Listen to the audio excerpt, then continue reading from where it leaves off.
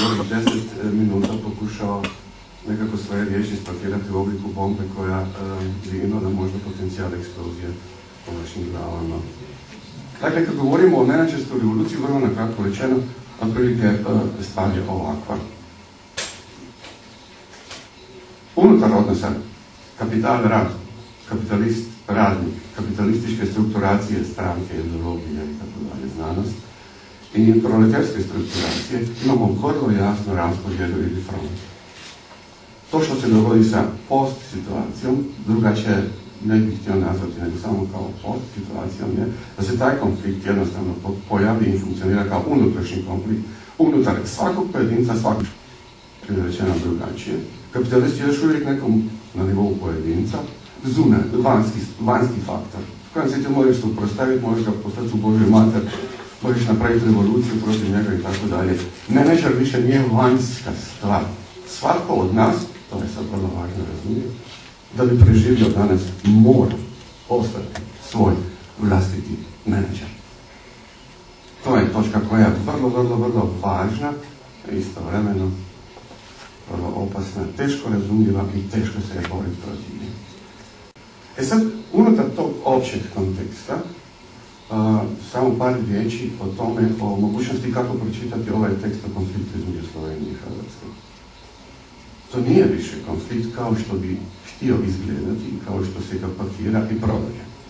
Prodaje se ga, naravno, to znate svi, to nije nikakav problem, za ovakve ili onakve izborne rezultate i govorima politike, države, državnih granica i tako dalje.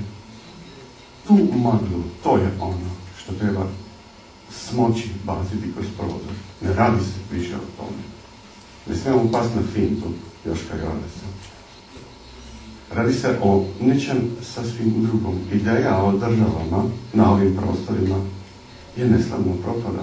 Lokalni dripci od Janše do Tuđmana su dokazali da kroz sve faze ubijanja, pa bilo to Miloševićevsko, bilo to Karadžićevsko, bilo to koje, ne mogu donijeti do rezultate kojega oni hoće proizvesti.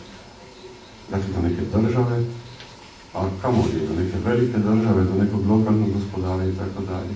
Dogodilo se nešto drugo iza leđa tih događaja o kojima mi još uvijek, nažalost, tako slijepo razmišljamo. Nastala je nešto što se zove Europa, ali Europu ne smijemo razumjeti više kao državu, kao političku strukturaciju, nešto što je radikalno antidržavno, što je radikalno protiv državljanstvu, što je radikalno antipolitičko ili što je radikalno menadžerstvo. Razumjeti u tom kontekstu sukob između Slovenije i Hrvatske znači razumjeti da se radi o sukobima unutar nadređenog konteksta ili horizonta. Menadžerska revolucija. To više nije pitanje granica, to je pitanje otvorenih igara bez ili transgranica u kojima se radi otprilike o sljedećem. O borbi za to ko će biti gatekeeper, ko će biti vratar na vrlo važnoj strateškoj točki globalizacije menadžerske revolucije u Europi koja ide prema ovom, na našem području, jugoistoku. To je glavni sukob.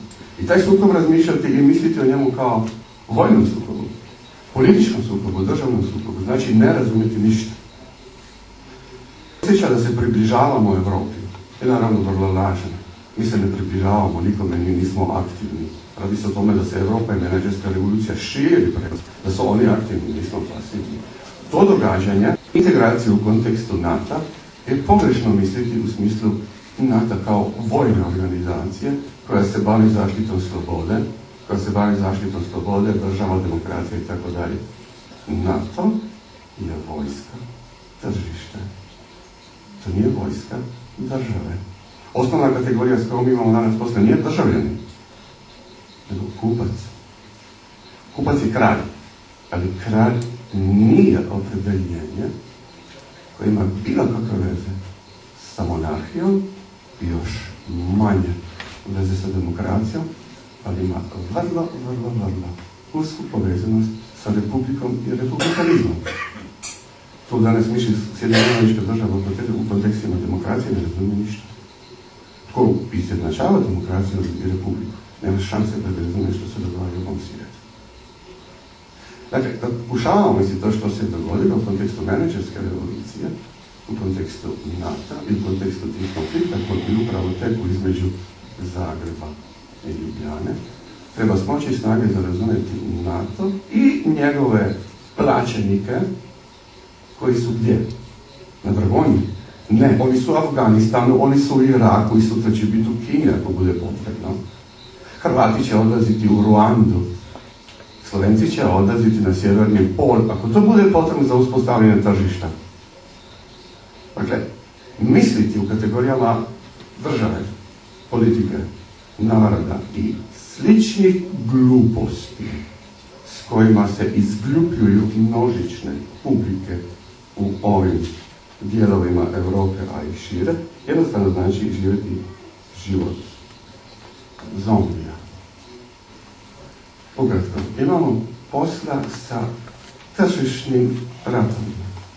S tim da tržišne ratove ne smijemo razumjeti metaforički.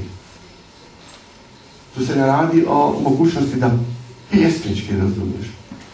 Ili još eksplicitnije. To se ne može misliti platonovski. Treba se usuditi i misliti aristotelovski. To nisu dvije iste stvari. I za sami kraj, problem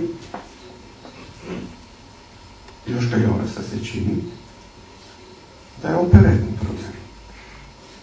Uzvišeni ljevičari i liberali, to je neka forma koja sam ja prakticirao 10 godina unazad, više ili ne, nekako iz uzvišene pozicije odmahnu rukom i reću, to je kanon futar, to je priča za naše mase, to je pivanje, mi smo izvan toga, mi štekamo, mi razumimo, mi potpuno jednostavno znamo o čemu je riječ.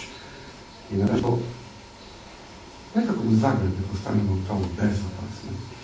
Ako se sjetite 88, 89, 90, slične situacije bile, ne govorim da se povijest ponavlja. Samo vrlo ozbiljne stvari, uključujući ratove, masakre, počinju sa zajebancem i smijehom. U nadi da će vrlo kratko trajati. Hvala.